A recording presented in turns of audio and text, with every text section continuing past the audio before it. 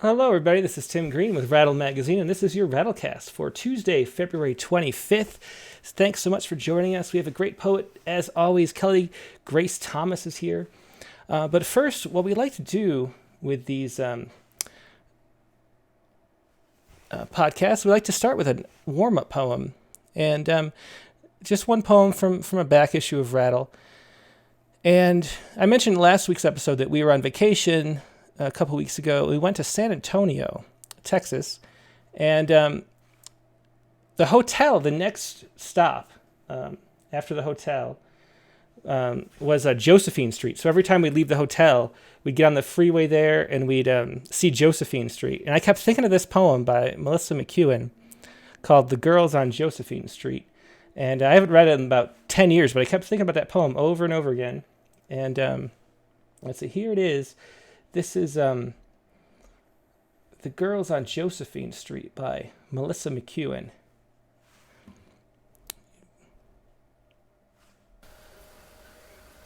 The Girls on Josephine Street. Josephine Street is notorious. Everybody says it's the street where the fast girls hang. So when the bus driver yells, "Josephine Street," everybody waits to see who gets off. And almost always it's the loudmouth girls in the way back. The quiet fast ones get off on the next block and walk back. I stared at them in wonder whenever my father drove down Josephine Street to get to Mr. Pizza. My mother would say, "Why can't you just go and get pizza from somewhere around here?" "Those places got nothing on Mr. Pizza," said my father. So we'd drive down and through Josephine Street just for pizza.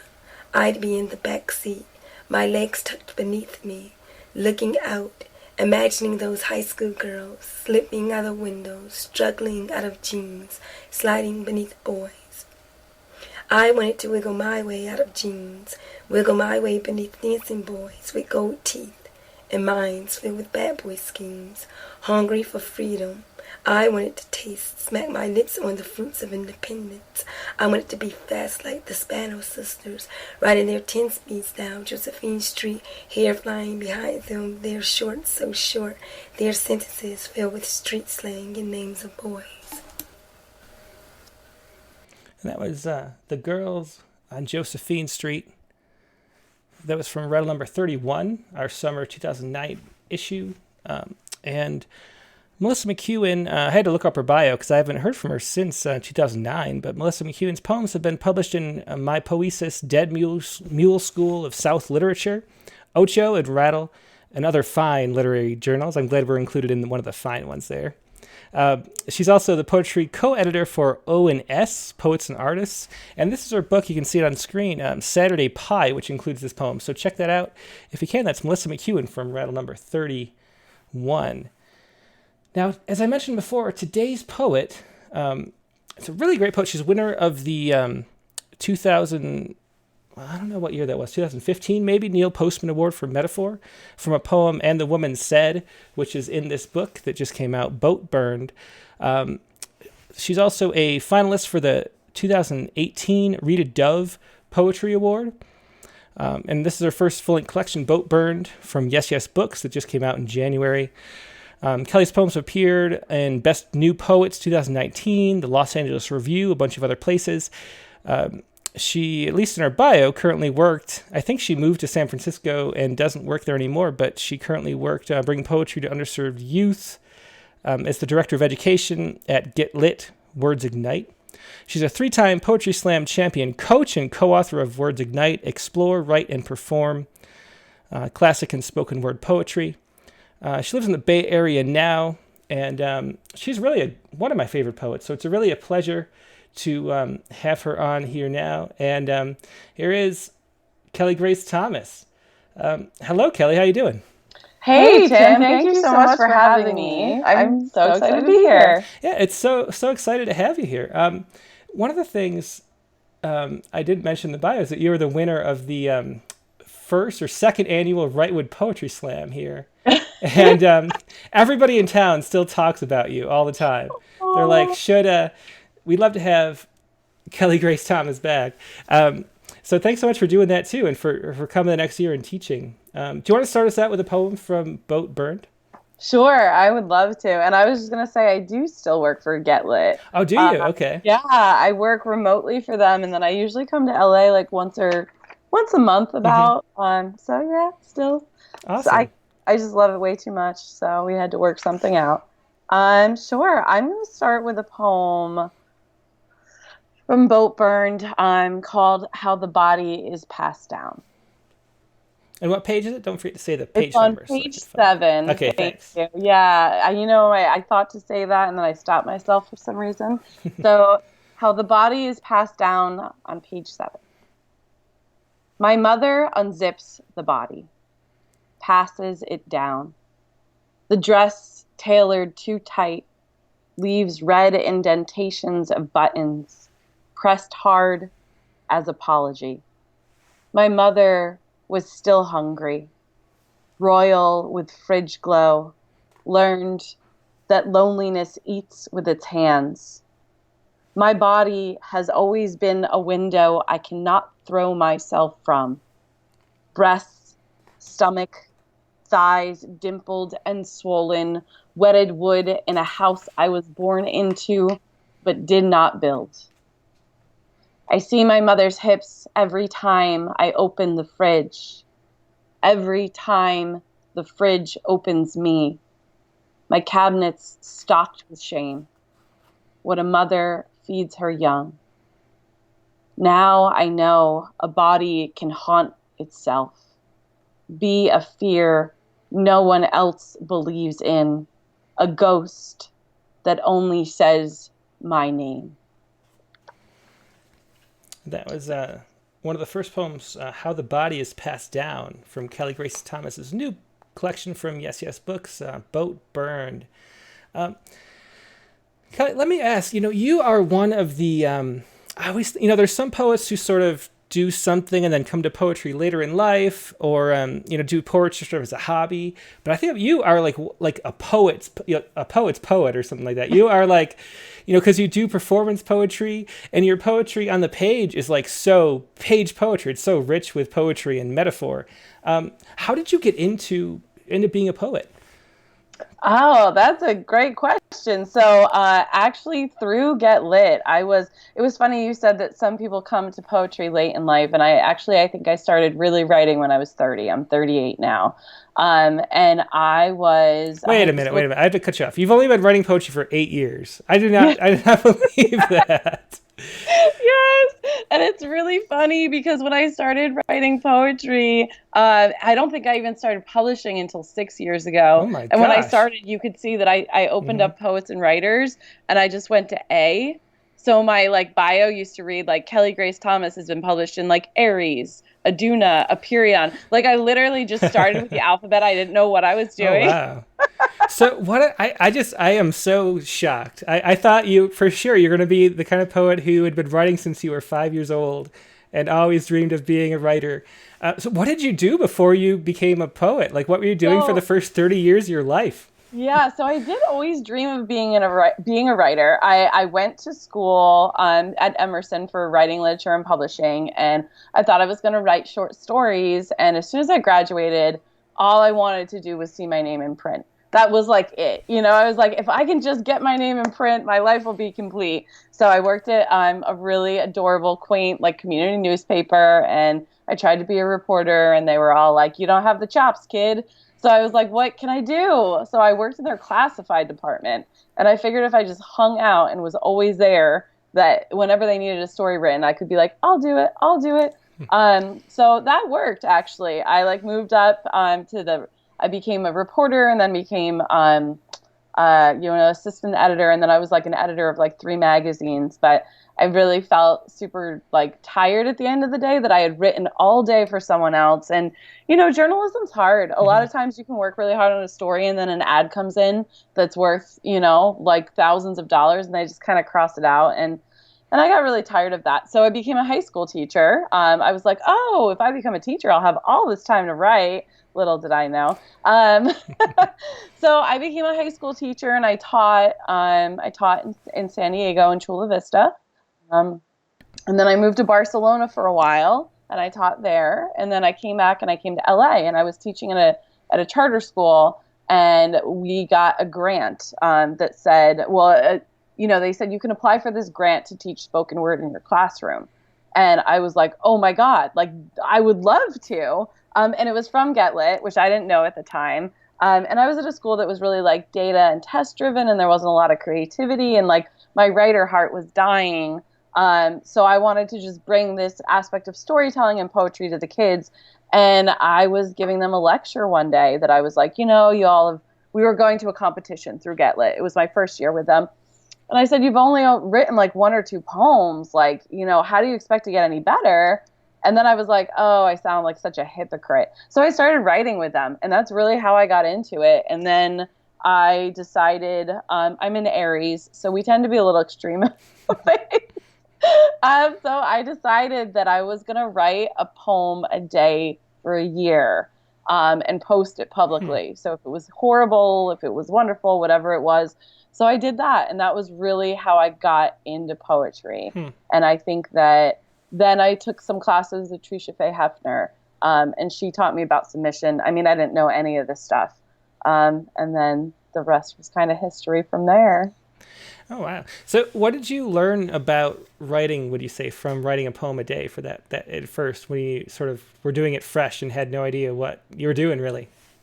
Yeah, I mean, I think that sometimes people are so, like, precious is what they need to write a poem about, that a lot of times they're like, I need to be inspired, or I need to do this. And I think I learned a lot about just like listening to life. I don't know I don't think it was until I started really reading. So I don't have an MFA. I took 1 poetry class in college. So almost everything I've learned from poetry, I read from just sitting with a book and then eventually going to like, 3-day workshops with poets that I admire. But I think I really learned how to like listen to life in a way that I always say that poetry is like yoga. Like if you don't do it very often, you're all stiff and it's hard to get into it. But if you practice every day, you can like be a pretzel in 2 seconds. And I think it's the same with poetry, that I was hearing it everywhere. It was like coming to me. I don't know if you know that Naomi Shihab Nye poem, that it's like poems hide, they're waiting for you in your sock in the garage. So it was kind of like that. And I think that I definitely became a better writer, but I don't think I wasn't revising. So there's like it's a different muscle to just be generating and not revising it as much. I'm weird because I revise as I write. So I usually will write 3 lines and then revise them until I feel like they're good enough and then move on to the next thought. So I was revising a little, but yeah. It was an interesting journey.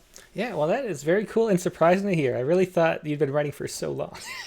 That is really cool. Well, I should say, if anybody has any questions for Kelly, just leave them in the YouTube chat window if you're watching live right now, and I'll pass them along. But do you want to share a couple, maybe 2 more poems? Sure, absolutely. Before I read this piece, I'm going to read the title piece, which is called Title-ish. It's not the exact title. It's called Burn the Boats. And just like a little, I guess, explanation about the title. Sun Tzu said he wrote The Art of War, when you cross into enemy territory, you burn the bridges and you burn the boats to show that you're not going home. It's like moving forward or not going back. And I think that when I heard this quote, I was really, really drawn to it because of, one, the role that boats have played in my life. When I was younger, my family went through a bankruptcy, and my dad got evicted from his house. My parents were separated. We spent a whole month on a sailboat sailing from New Jersey to Florida. And there was just a bunch of different things that really connected to me. So through this book, I'm looking at femininity through the lens of boat as an extended metaphor. So to burn the boats, it's just like a theme that's prevalent in the book. Is, for me, it was a type of burning down of an identity or a gender, or the way I was expressing myself in womanhood, and a rebuilding. So this is called Burn the Boats. Because I believed somehow it was my fault, I never told anyone how great-grandmother pinched the extra chub around my waist and asked, "Who will keep you now?" pointed to every empty man not at our table, told me I'm only as good as what I can please hunger, my only harbor. I carried this, a body full of broken boards and boundaries. I never told anyone how my first love dropped threats like an anchor, warned me what would happen if I took on water. Sinking always slipped between his speech. I believed being boarded equaled boat. So I floated for 7 years, subtracting what I had for another body, parts of me that couldn't fit inside his hands. My first love never let me use his front door. Instead, gave me a dark portal to climb through. I only remember this. In bed, he would measure the circumference of my thighs, then beg for less. I became the smallest vessel I could steer. Every day he climbed through my story, till I gathered enough distance to choose another name. I can't turn back. I strike a single match, burn myself brighter. The boats that built me smoke on shore. And should I read one more? Yeah, read one more. Okay. Oh no, I forgot to say the page number. That was 89. I found it. It's okay. 89, thank you. Yeah, Right. if you say the title and then introduce it long enough, I can find it on the table of contents. So that works. That works. Yeah, I was like being sneaky about it. This is called And the Women Said. It's on page 100. It was the winner of the 2017 Neil Postman Award from Rattle, which I am always forever grateful for. It's called And the Woman Said. And I want to say it was part of the feminist issue, the feminism issue, because that's important to me. And the women said, watch as men call us lottery tickets. Watch as they cash register us into gamble, into played out combinations of sweaty bills and pocket want. Watch as they lick their lips for that better life. Watch as they pout when we don't pay out, when the bling of our breasts doesn't make them Cheshire cat the same. When we have our own debts that gotta be paid to mirrors, to mothers, to the way our hearts traffic light in the closet after we sold ourselves whole. And the women said, feel the way we became campfire, how we ghost storied into this dangerous beauty, how them men can't scrub out our smoke. Our blue learned to burn slow, stand still like the moment between begging and maybe. Feel the way that we soil into shovel, how we let ourselves be held even after a matchbox tongue misspoke our flames, even after we told Flint, you don't live here anymore. The women said, feel how we are not open fields waiting for their strike. They cannot bury us deep, call us things of war, and be surprised when we landmine. That was And the Woman Said from Kelly Grace Thomas's new book, Boat Burned. And that's that's the perfect segue poem, because one of the things I wanted to ask you about was how you come up with metaphor. Because, we have the Neil Postman Award for Metaphor, which you do every year. And it's because Neil Postman, in his book Amusing Ourselves to Death, has a really elegant chapter talking about how the metaphor is an organ of perception, and how important it is to understanding the world and to having new meanings and new sort of revelations. It all happens through metaphor. Like, we understand the world around us through metaphor.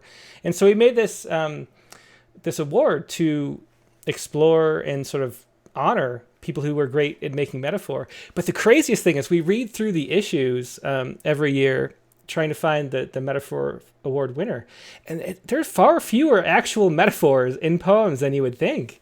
And but your books, or this book is just full of metaphor, as is that poem. But I wrote down a few as I was going by. So like we have history is a dirty ocean. My body has always been a window I cannot throw myself from. Hope is the loneliest house on the block. Worry, this is an extended metaphor where worry is a dog, but worry pisses on every flower.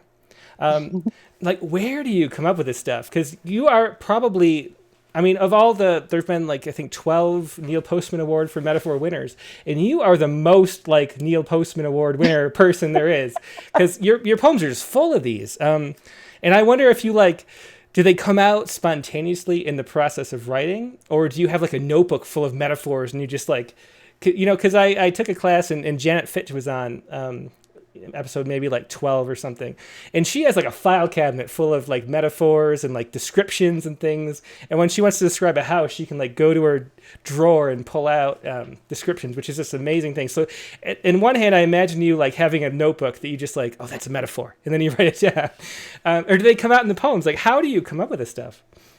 Yeah, that's a good question, man. I wish I was organized enough to have a filing cabinet somewhere with like ideas.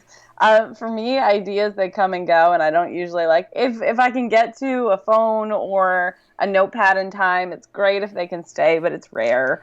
I think like I really attribute the role of metaphor in my life to being a teacher, and that I would have to explain things so many, you explain something to a teenager and they just kind of give you this look like, huh?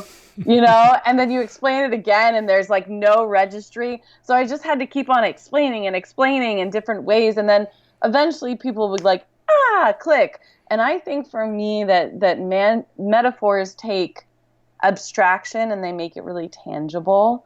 It makes it so I can touch it or I can like have a relationship.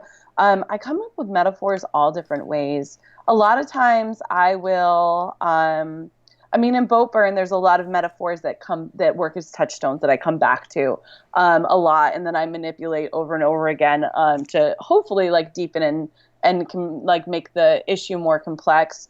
But I have like a thing that is my writing mantra, and it's called like first thought, worst thought. So like I have the theory that our brains really like low-hanging fruit. So let's say you're saying, and then he was as white as, and then your brain is saying ghost, say ghost. Like let's just go to the next line. Like your brain's like, come on, you already know the answer. And for me, I always try to see how I can go like 2 or 3 from whatever that thing is, to try to find something. Like, I use the example when I teach, like, he was as white as coconut meat, like the inside of a coconut, like something that is also white. I mean, Google is my friend. I also Google like, what are white things or whatever. But I think a lot of times I'm pushing my brain. I go to art always to experience something new. And I think that surprise is really, really important in poems, in art, in life. So I try to surprise myself with what combinations, and it's usually just when I'm writing. Like I'll just be like, hope is, and like that particular one I was thinking of, and it's in the notes in my book. I was thinking of Pablo Neruda, and how he says like, I will wait for you like a house, lonely until my windows ache. And in that poem I was talking about, it was a portrait of a roofless house, and their relationship to hope, and how, anyway, you'll have to read the poem of how it was. So I try to do that. I also I play a little game where I'll write down like everyday things, like a bus stop, a broom, a microphone, whatever. And then a lot of times I'll write down things that have to do with like my identity. If I'm really if I'm stuck, usually it's on the spot, but if I'm really stuck and I'm trying to just tinker around, and then I'll like just draw lines and I'll try to match like, oh, my heart's a bus stop, people stay for a while and then catch the next route or whatever. So like a lot of times I'll just kind of like make columns because I work for Get Lit and I wrote a textbook for them. I co-wrote it with Diane, Louis Lane, the executive director. And I also teach workshops that I feel like a lot of my job as an educator and poet is to demystify stuff like metaphor, and show how you can really kind of like make really fresh metaphors with like just making 2 columns and starting to match it up.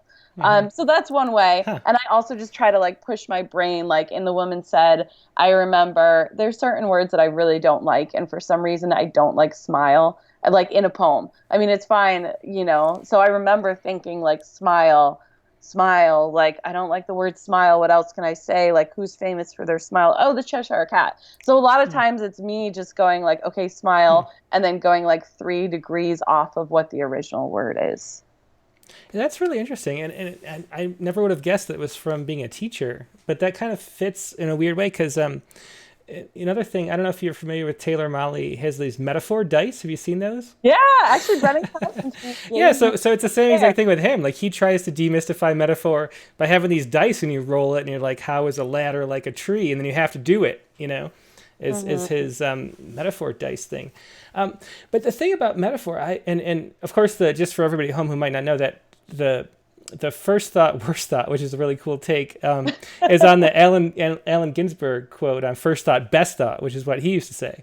And it's a really interesting way, you know, because you're doing the same thing, though. Because I always feel like, you know, speaking of metaphor, that what we're doing, I've brought up on this podcast before, but I think Ian McGilchrist has this book called The Master and His Emissary about the bifurcated brain and how the left hemisphere is very focused and sort of routine and builds these maps and is obsessed with the maps, and the right brain is the holistic brain which sees connections between things that the left brain can't see, and so poetry is really the process of integrating the left and the right brain together. So when Ginsberg says first thought, best thought, it's because he turns off his left brain as he's writing and lets the right brain come out. And for you, like you're saying that the left brain is sort of shouting at you and you're like, shut up, left brain, let me hear what the right brain has to say. So it's an interesting sort of contrast to you know, you're doing similar things in the opposite way, which is always cool. It is. I also think metaphor is real great when like you're not ready to talk about the stuff that you need to talk about. You know, I know that Marie Howe was like, she was on Being, and she was talking about how like people hide behind their metaphors sometimes, which I agree with, and I'm totally okay with. Mm-hmm. Like, I think that's okay. I don't need to know, you know, like what your mom was like from whatever. But if you say my mother sunk next to the dock, then you're like, oh, okay. Like she was trying to get, you know, it's just very clear. So I think that a lot of times metaphors can add a lot of context really quickly, that, you know, we want to avoid an exposition or something. So metaphors are mighty. I love them. Yeah. Well, do you want to read like 2 more poems? And then there's a bunch of really good questions from the audience that I'll pass along after you do. Yeah, absolutely. I will read, let's see. I am going to read, sorry for the pause, Lifeboat, which is on page 107.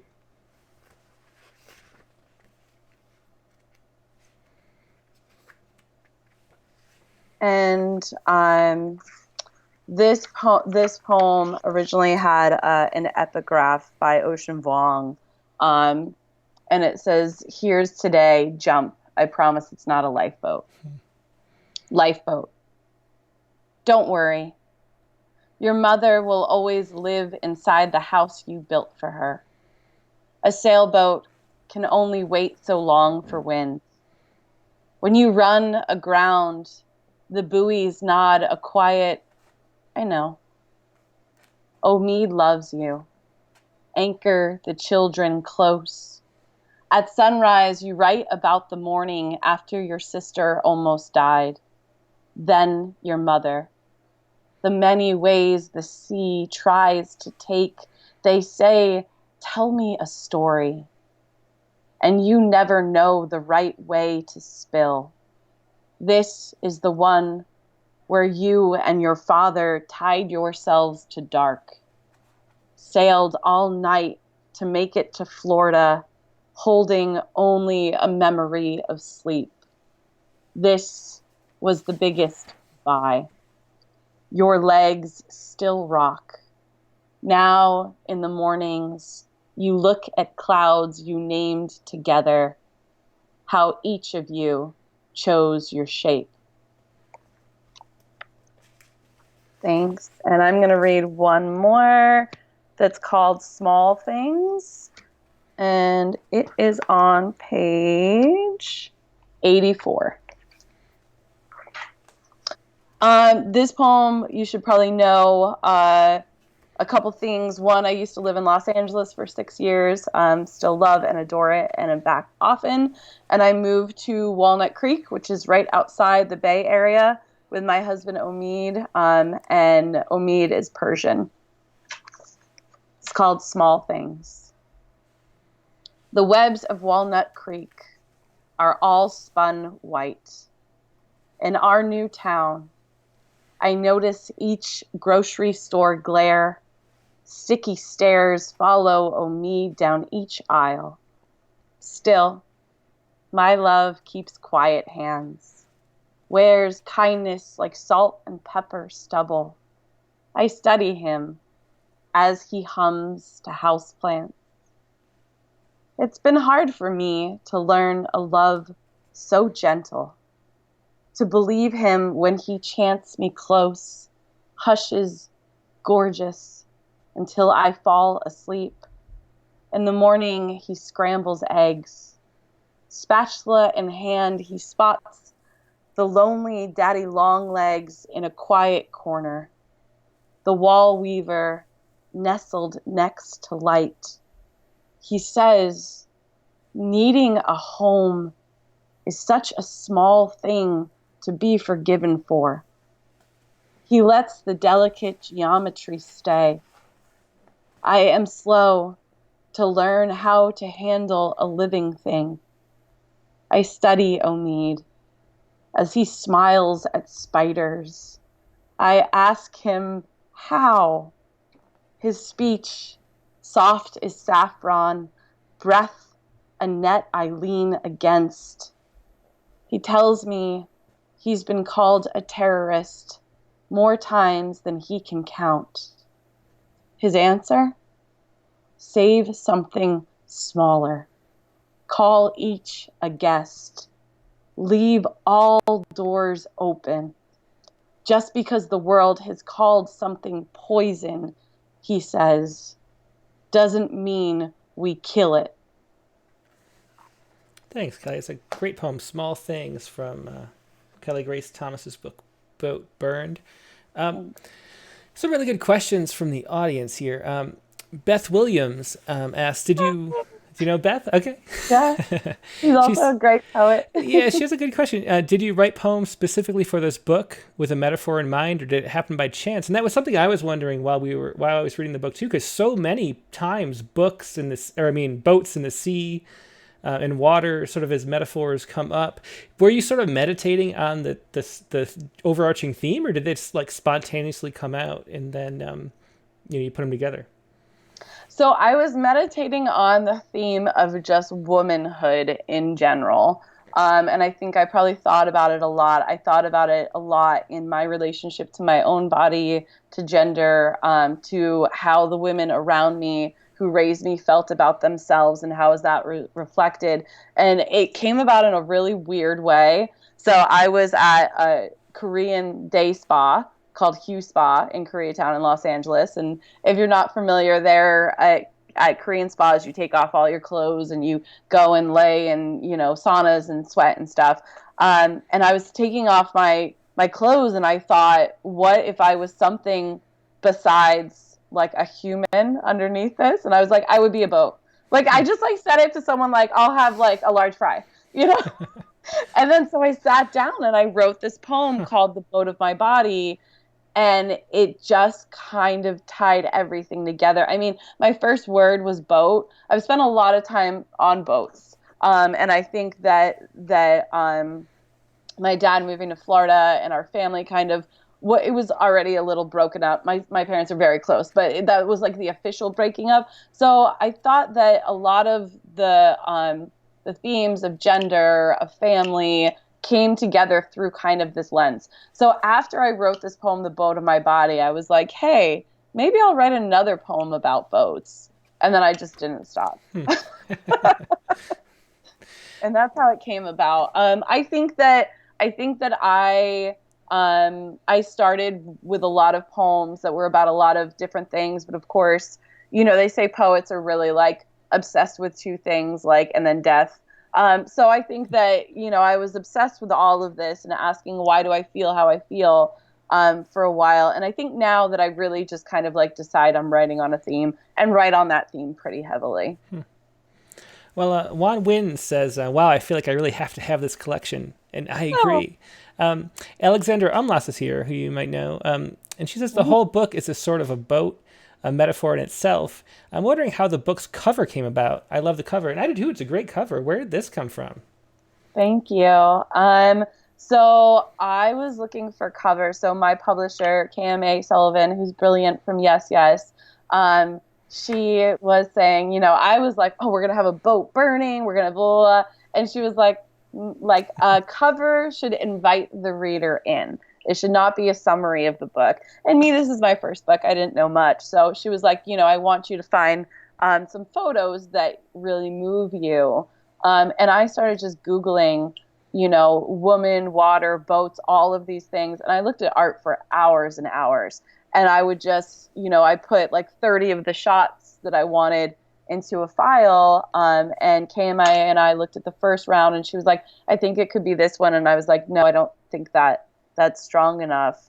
And then I found this by Laura Zancoul, who is a Lebanese photographer. And actually, if you look on YouTube, she has like a video of how she did this shoot with a girl in a tank, like diving. It's very interesting.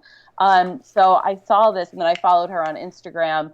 And I was just so taken with the idea of this girl is underwater, but she's coming up. And there's so much about the domestic, and dresses and all of these things in my book. And I loved that it looked like the chandelier was rocking, like she was on a boat. And there's a poem, one of the opening poems in my book, Malde the Barkman, which is like the feeling when you get off a boat and you keep on rocking. So much of it, I was just like, this is it. And she was hard to track down. And I was really scared I wasn't going to get it because she was like in Europe being a cool photographer, but eventually got it. So yeah, it was literally me just Googling images because I had a vision of what I wanted, but I just had to put in the hours to find it. And I'm so glad I did. Yeah, well, it really is one of the best covers. And it's funny that you describe it, though, because that's exactly what we do with the chapbooks. I just Google and I make sample covers, and then the ones I don't hate, I show to the poet, and then we go back and forth. And that's kind of how you have to do it. Probably everybody does it the same way. David Cook says, your poems often invoke and evoke the body.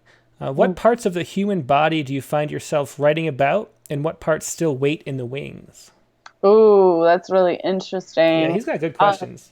So I think that I write a lot about things that are particularly attached to womanhood, breasts, thighs, things that are areas of target, whether it's pleasure or punishment when it comes to women. I think that everyone has way too much criticism about their body and how it looks, but I think women are supremely the target of that.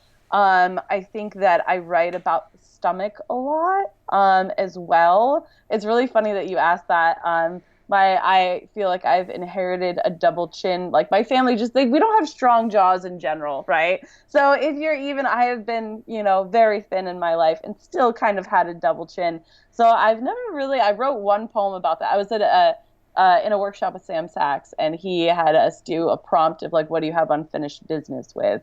So I think that I am writing a lot about double chin. My husband and I are currently trying to have a family. I've been writing a lot about uteruses, and all of the stuff that, there's like organs and parts of your body that you don't really even pay attention to until you need them. And I think this is how we treat the body, that we don't pay attention to it, and then we start demanding things from it.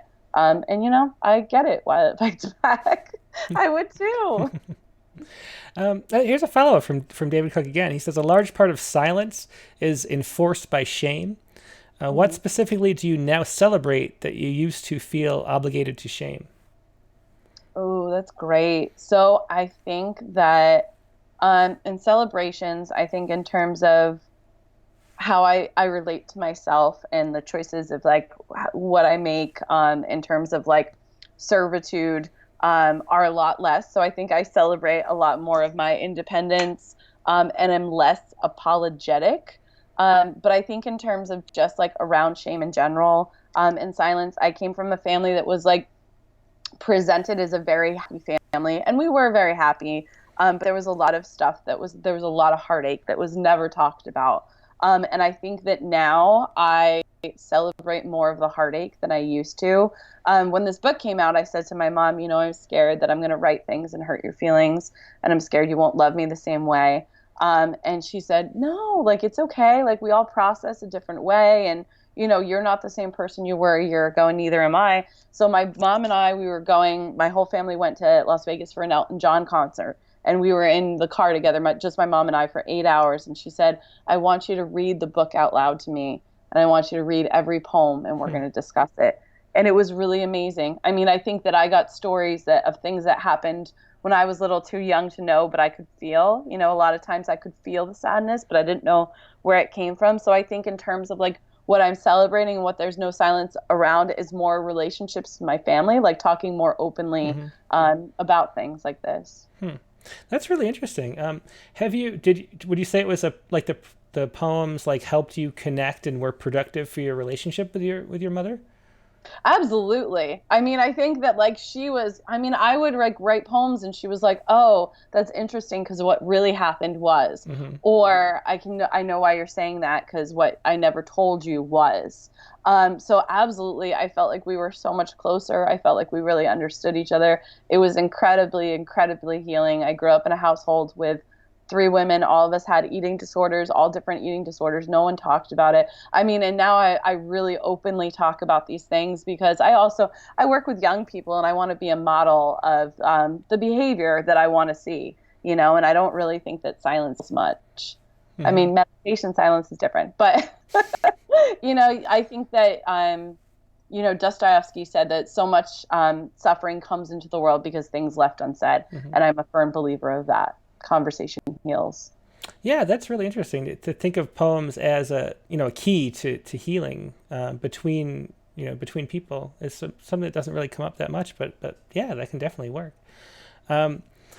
Before we read a couple more poems, I should just say, if you're enjoying this, please click the like button or subscribe if you haven't subscribed yet. No matter what platform you're watching this on, give it a few stars. If you're watching on iTunes and all that stuff. Yeah, do you want to read a couple more poems, Kelly? Sure, absolutely. I'm just looking for the page number. So it's interesting, just like along those lines, that I really think in terms of healing, for me, this book was written in an effort to heal myself, but also to heal the women around me, and the way that they looked at themselves and their bodies, and just like giving away their power. So this poem is kind of about that. It's for my mother. Her name is Letty. It starts with an epigraph by Aracelis Germay, and the epigraph reads, "We must build houses for our mothers in our poems." And this is called The Houses I've Built. Oh, and what page? It's on page 49. Sorry about that. The Houses I've Built. After school, I did what any girl might. Cursed algebra, snuck in a smoke, thought about the bodies that raised us, the blackouts and parties. I gave myself away for an ugly swig of eyes. Mom, I can't blame you for these walls. The weight of the word wife always so heavy. But I want to be more than what I please. I am learning to say no, to build my own roof. Crying and you ask about Omid first. Worry he has left me. Worry each meal will have an empty seat that looks like him. You gave too much.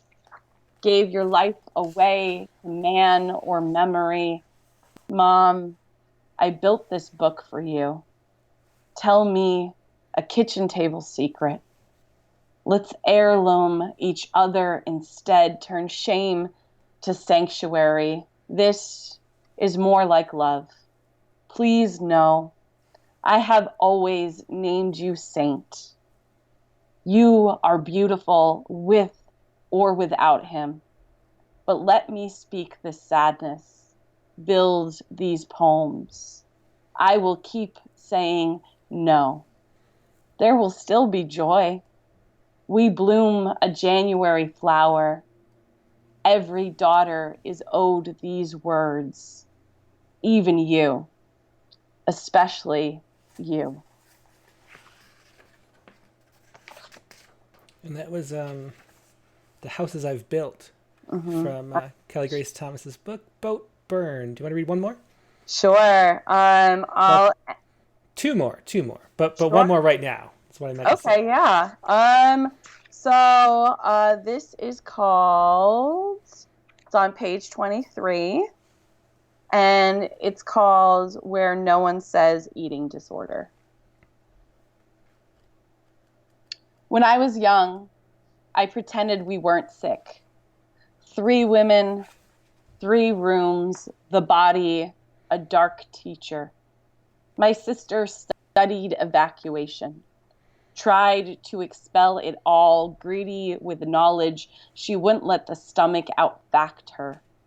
My mother hoarded everything inside, bunkered her body so no one could leave it again. I took almost nothing. My mother changed the subject when I cried at each bite, found a backpack full of diet pills, told me I wasted my money trying to disappear. She didn't know how to heal the quiet between us, starved for food, men, attention, its own meal, the small gods we let control us. We were so hungry for anything to love us back. And that was Where No One Says Eating Disorder by Kelly Grace Thomas from Boat Burned. Kelly, one of the things that I wanted to ask about that hasn't come up yet, you're a really good performer of poems. And, being a slam coach and, winning the Wrightwood Poetry Slam. Do you have any advice for people as far as, if, you've written your book and you put the poems together and you like the poems, do you have any advice for performing them? Yeah, I mean, there's so much advice. The first thing I would say is I think it's so great when it's great to read from a book. When I first had a book, I would sound a lot clearer. A lot of times when I'm working with people, they kind of like swallow or mumble their words. So those are like 3 big things that I would say are helpful. Well, those are great. Hopefully everybody got them, because for the first time in the Rattlecast history, my computer froze and the call dropped for a second. So I don't know how much was buffered and how much people got of that, but it was good advice if they did. We'll see. I have to watch it back on replay and see how much of that actually came through. I'm kind of curious. Do you want to summarize it again in 15 seconds? Yeah, 15-second elevator pitch for that. Cool. Yeah. So tonal dynamics, you have to talk like how you speak, speed it up, slow it down, make it sound human. 2, eye contact, get the book or the page, bring that barrier down between you and the audience. And 3, make sure you articulate. So hit the consonants really hard and speak clearly. Perfect. Awesome. Thanks so much, Kelly. And for everybody watching at home, I have a new computer on order that will, this problem will not happen again. Usually it's never been that bad where we actually drop, but sometimes it buffers a little bit. So Alexis Roan Fancher is here. And she asked, where I got to find it again, but she asked about your young adult novel coming up. She'd like to hear more about it. Let me see if I can. Here she says, tell us about your YA thriller. So eager to read it, Kelly. So what's that about? So it's called 10,001, and the premise is that a virus hits the United States, and basically, it hits the world, and we only have enough provisions to save a number of people. So the concept of it is like, who do you save and how do you save these people? So they set up like a quarantine colony, and they give a test to people, and they say we can only take 10,001 people. And we open on 20 years later. 20 years later to create like homeostasis in the colony. There can only be 10,001 people at all times. So every year you have to take a test to see if you will live or die. If there's babies born, then some people have to go. So the novel opens up on the first test is on your 18th birthday, of two characters who have taken the test, gotten a perfect score, and the dictator type character was like, you need to tell me how you cheated. And it's a series of them, it's layer upon layer of them taking down corruptions and lies and falsehoods. And it's a wild ride. Should be a lot of fun. So I'm about halfway through, and getting back to it as soon as I can. Well, that's unfortunately really timely with the coronavirus. That we're sort of in the sights of the barrel, or whatever you'd say. What do you think is different about writing, a book of poems versus a novel? Oh, so much. I always say that poetry is like an affair. Like you can go have an affair with a poem, flirt around, whatever, and then leave. And it's like one page, it's a mini world. And then when it comes to fiction, I say it's like a marriage. You got to remember like what you said. Did you mean it? You got to go back. You got to like make good on all your promises. So poems, they're a lot more quick. And I think a poem is the fastest way to go quick and deep in terms of experience or emotion. They're mini worlds that you're building, right? It's like a universe on one page, but all the questions that someone would have about that world, that's the act of writing a novel, that you have to answer all those questions as well as get fast and deep with the emotions and care about characters, and care about what they're going through. So I think they're really, really different. Novels take so much more discipline and so much more time, but they're really fun. I'm also a screenwriter, so I really like writing in other genres. I write romantic comedies with my sister Kat Thomas, and we actually won Best Comedy Feature at the Portland Comedy Film Festival, which is cool. That's awesome. And it's funny because we in the interview in the current issue of Rattle that just came out, Kim Adanizio was the interview, and she goes into great length about how she is never writing a novel again because it's so hard. It is so hard, and randomly, I'm taking a class with Kim right now. Oh, are you? Oh, wow. Yeah, because she teaches in Oakland, and I'm living in Walnut Creek. So I heard about the Rattle issue that as a tribute. But she just said she was like, she was like, when we came in, she's like, I'm done. I'm not going to do a novel, And I've already written one, so I've like gotten through the experience, and I wrote a very literary novel, and I think now I'm looking to write more of a commercial novel. But you have to be so disciplined. It's very difficult. Yeah, I think it's like work, and then you realize poetry is not like work. Or I'm grossly paraphrasing her, but she said something like that. Yeah. And I can see how that you have to sit down every day to keep it going. You really do. Well, there's a little bit of time left. You want to read one last poem to close it out? Sure, absolutely. So I'm going to read a poem that's called Replay. It's on page 51, and it's a sestina. For those of you who are not familiar with sestinas, the same six words repeat as the end of each line for 6 stanzas. And I feel like I've talked a lot about the body, but not so much about my experience on boats. So this is an intro to it. It's called Replay. It started with silence. A coastline ate through me, salt or song spilled me into the sail. I tried to write an honest goodbye. Stanzas splintered like oar or father. For 30 days we sailed together apart. Shoved inside, I swallowed storm. A part of me never knew water, just a body. Silence craves any word for God besides. Father, the deeper I drink, the heavier the song. Now the ocean only means goodbye. A patchwork of stanzas and troubled sails. I warn myself, don't write about family. I whisper, sail away. Let childhood drift apart, but a sailboat is the slowest goodbye. A leaked, lonely. The four of us in our cities of silence, I scribble small mutinies. My words, weight, water, bloated, a song. I release the anchor lines of mother, daughter, father. The ocean must miss someone too. Father, did you know the sailboat would turn throat? A rusted, ready song. These dirges I can still smell in the dark. A part of home that won't stop sinking. And this silence. How many times will I frame this goodbye? Please believe me. I only wanted to be good.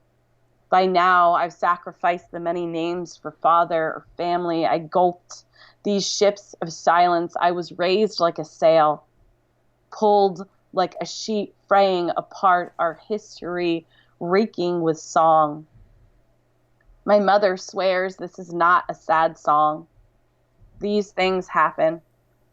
My pages or years too long a goodbye. My hands are itchy too. Ache, a part of every landscape I pen. Lonely, the only wound I can father. Every line I write luffs like a sail. They ask, what happened? And I sink with silence. I song the sometimes. Every time a man walks out, I call him father. Goodbye, a hungry seagull that won't stop cawing my name. The sail, like the story, is filthy with holes. Silence is another kind of wind.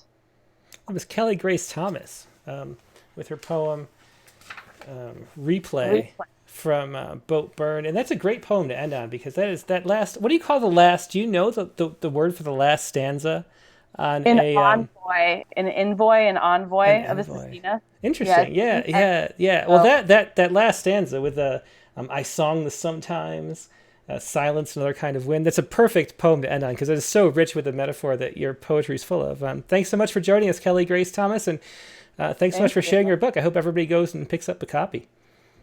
Thank you so much, Tim. It was such a pleasure. I always enjoy talking to you. Yeah. And thank you, everyone, for the questions. Awesome. Yeah, thanks so much. Have a great night. Thank you. You too. Bye. Yes, that was Kelly Grace Thomas with her book Boat Burned from YesYes Books. Now we're going to move on to the open mic portion of the show. If you would like to join us, let's see, get the number up here for everybody. The phone number is 818-850-7727. And if you'd like to join us over Skype and have your video on screen too for the video version of the broadcast, use Rattle Poetry. Just send me a chat message, and I will check my chat messages, which I haven't yet, but no one's chatted me up yet. But send me a chat message to Rattle Poetry, and if I see it, I will reply and say that you're lined up, and then we'll put you on. But now every week we have this new feature which we've been adding, which is a prompt, and Megan's been writing a prompt every week.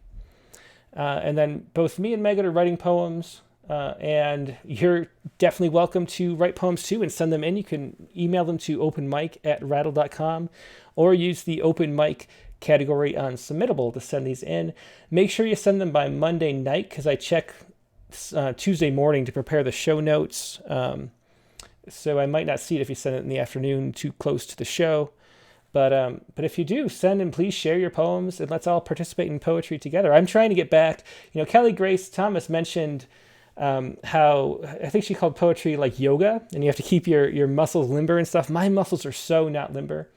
I haven't been writing poems regularly in a very long time, really 10 years. Like, my book came out and my daughter was born, and I have a son now too, and I'm sort of more of a father and working on Rattle, and I don't write very much anymore. And it really makes me sad, because I think writing poetry is really important for the soul. That's why we do what we do. And so I want to participate, and I want you to participate. So please do that and participate in this prompt. So last week's prompt, let me put this up on screen. Here you go. Last week's prompt was an undiscovered constellation, and the rule was must be no longer than 280 characters. So Twitter length, basically. I guess that's how many. At some point, they switched from 140 to 280, and that was a boon for poets. Let me tell you. So here's my poem, written like an hour before showtime, as has been the case. But it's better than nothing. Now, my poem is about. I think you say. I think it's not Beetlejuice, but Betelgeuse. Betelgeuse. I think that's how you're supposed to say it. It's not like the old campy horror / comedy movie from back in the day, Beetlejuice, but it's Betelgeuse. And so the interesting thing, this idea of the undiscovered constellation, I was thinking about Betelgeuse, which is the right shoulder of Orion. And if you don't know, it's a red, what do they call it? A red, like a supermassive star. And they only last about a few million years, and then they supernova. And there's the theory that it might be supernovaing right now because the light has dimmed 30% over the last couple months. And so what it would do is collapse into itself and then explode. And it would explode with the brightness of the full moon. So if it actually does explode and we get the supernova, it will be like there's an extra full moon, which is Betelgeuse exploding. And so I was trying to think of like what Orion would look like without Betelgeuse. And I couldn't think of anything. It looked maybe like a Humboldt squid or something. So anyway, here's what I came up with. This was my poem, Betelgeuse. Or Betelgeuse. I don't know how you're supposed to say it. There's some weird way you're supposed to say it. Maybe we'll just call it Beetlejuice. Let's call it Beetlejuice. So Beetlejuice.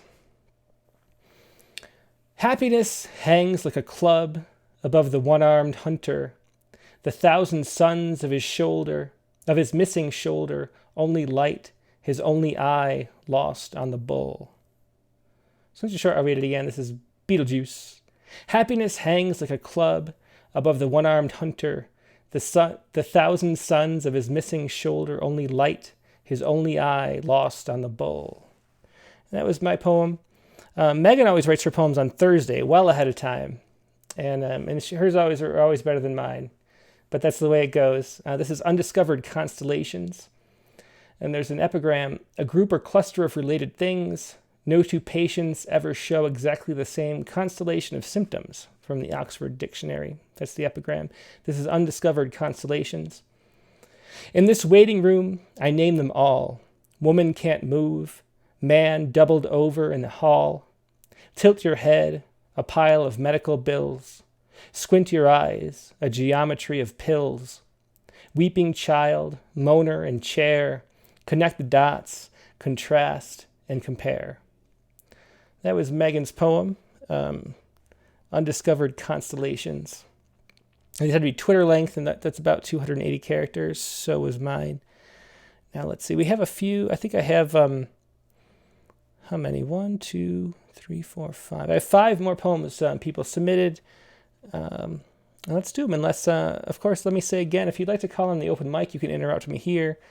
The phone number, which I can't remember, I have to keep track of, is 818-850-7727. So if you wrote a poem and didn't send it in over email or submittable, feel free to give me a call right now or do it over Skype, and that'll be a lot of fun. Let's see. So the next poem we have is, these are all short, which is why we have a little more than we've had before. This is Brenda Komarinsky. And here's her poem, City Stargazing. And maybe we'll play it twice. Or maybe she reads it twice. Let's see. My name is Brenda Komarinsky. I live in Billerica, Massachusetts. And this is my micro poem for this week's prompt. City Stargazing. I point to the only star visible. Look, it is the unicorn constellation. I point to the only star visible. Look, it is the unicorn constellation. It's a good little poem. Thanks so much for sharing that. That was Brenda Komarinsky. Next up we have This is Chris Beaver with her poem, Each of Us a Glittering Galaxy. Here's Chris Beaver. My name is Chris Beaver. I'm a retired elementary school teacher who has returned to writing poetry. I live in the sublime Pacific Northwest of Washington State. Each of us a glittering galaxy. Turn your heavy head too suddenly, or rebound from a jolting blow, and discover a constellation flickering like fireflies. Claim it with a clever name like Corona Minus. We all ignite neural sparkles in the astronomical scheme of being. Thanks for the opportunity to write and share my poem. Yes, and that was Chris Beaver with her poem, Each of Us a Glittering Galaxy. And Chris Beaver enjoyed teaching elementary students and creating classroom curriculum for 39 years. Her poems appeared in Ergo and Spindrift, and also Poets Respond on Rattle pretty recently. And two of her poems appeared in Indolent Books' What Rough Beast project. Next up, we have Martin Willits Jr., another poet who's appeared in Rattle before. And here his poem, Undiscovered Constellations. Undiscovered Constellation. That's not him.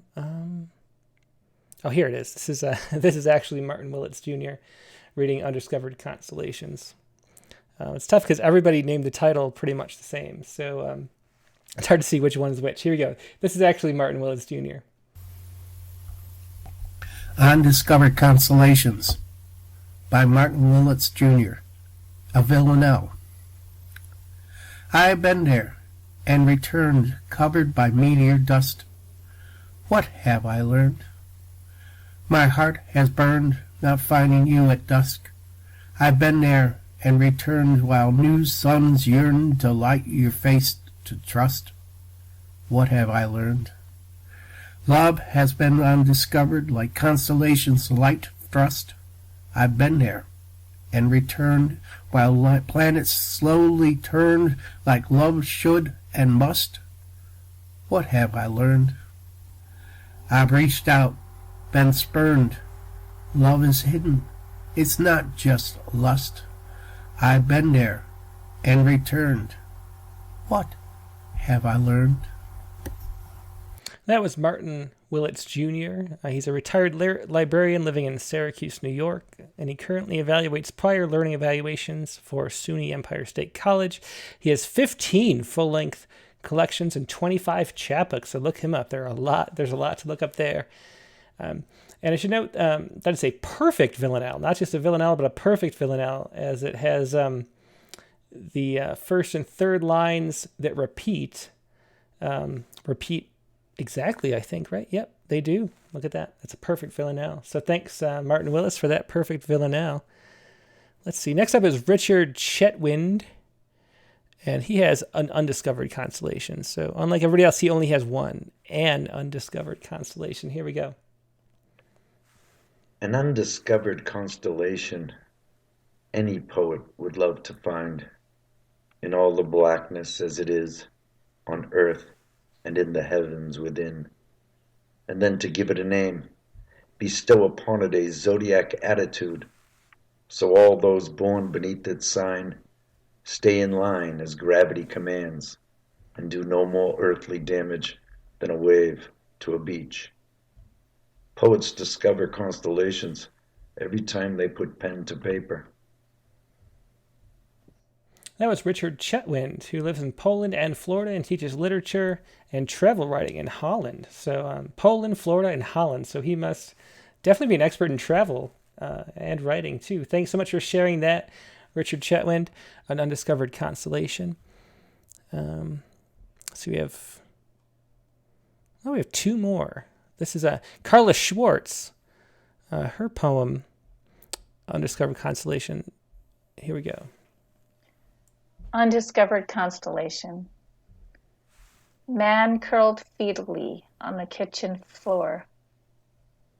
Telephone countered, ringing, out of reach. An old CFL light shines hour after hour, even as night gives way to dawn. The switch lined up with all its brethren, halfway up the wall. Call it man on the floor, too weak to answer. Call it emergency. That was Carla Short. She's a regular on this Rattlecast. I haven't seen her yet today, but she'll probably watch later if she's not there live. But she's a poet, filmmaker, and photographer and blogger based in New England. And her books include Intimacy with the Wind from Finishing Line Press. Here we go with... Oh, let me see. Before we do that, I wanted to try... We have one more poem. I'm going to see if this will work. Because David Cook, who, if you're a regular, you'll know David Cook's name, he sent a video for the first time. I'm going to try to play it. I have to play it in my browser. We'll see if this works. But if so, this is David Cook reading his prompt poem. Here we go, David. Hello, I'm David Cook from Portland, Oregon, reading my poem inspired by the Rattlecast prompt to write a tweet-length poem about undiscovered constellations. Now, the title of this poem comes from two words that I learned while writing this. And so if you don't know the definitions, I'll go over them because I did not know the definitions when I started this poem. Nulliparous bathos. Nullipara is a woman who has not produced viable offspring, and it doesn't have the negative connotations of spinster, mainly because it hasn't been used very much. And bathos is a sense of unintentional anticlimax resulting from a change from the sublime to the trivial.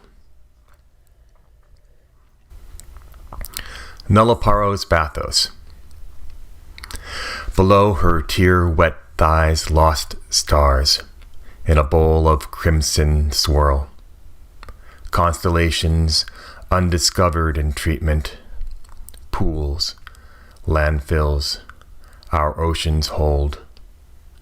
Named and unnamed, unsoiled souls. Inviolable and inviolate. We're trying to think falling stars. They're not, just burning rocks with wishes on them. Thank you.